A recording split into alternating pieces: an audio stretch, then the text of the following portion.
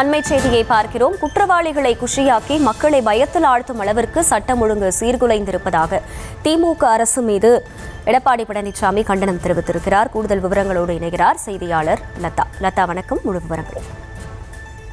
வணக்கம். அதிமுக பொதுச் செயலாளர் எடப்பாடி பழனிசாமி திமுக அரசை கண்டித்து கண்டன பதிவு ஒன்றை வெளியிட்டிருக்கிறார். அவர் வெளியிட்டிருக்கும் பதிவில், மயிலாடுதுறை மாவட்டம் அரசலங்குடி பகுதியில் போதையில் இருந்ததாக கூறப்படும் நபர்கள் சிலர் பள்ளி பேருந்தை தாக்கியதாக வரும் செய்தி அதிர்ச்சி அளிப்பதாகவும், அதேபோல் நாகை மாவட்டம் செல்லூர் கிழக்கு கடற்கரை சாலையில் பணியிடை நீக்கம் செய்யப்பட்ட VAO ராஜாராமன் என்பவர் தலையில் மற்றும் முகத்தில் பலத்த காயங்களுடன் சடலமாக மீட்கப்பட்டதாகவும் செய்திகள் வருகின்றன என்று அவர் குறிப்பிட்டிருக்கிறார். மேலும் திமுக ஆட்சியில் பட்ட பகலில் நடுரோட்டில் சர்வசாதாரணமாக குற்ற செயல்கள் அரங்கேறுவது தொடர்கதையாகி இருப்பதாகவும் EPS குறிப்பிட்டிருக்கிறார்.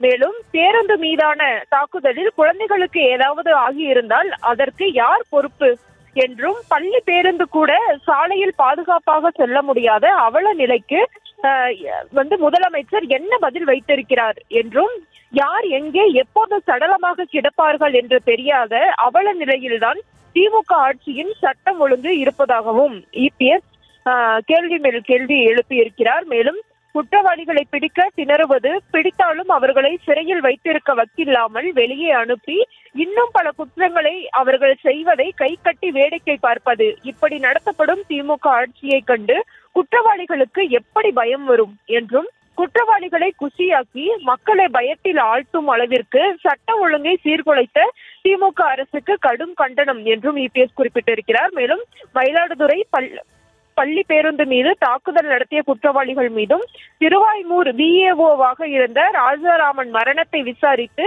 அதில் தொடர்புள்ளோர் மீது கடுமையான நடவடிக்கை எடுக்க வேண்டும் என்றும் திமுக அரசை வலியுறுத்துவதாக EPS குறிப்பிட்டிருக்கிறார்.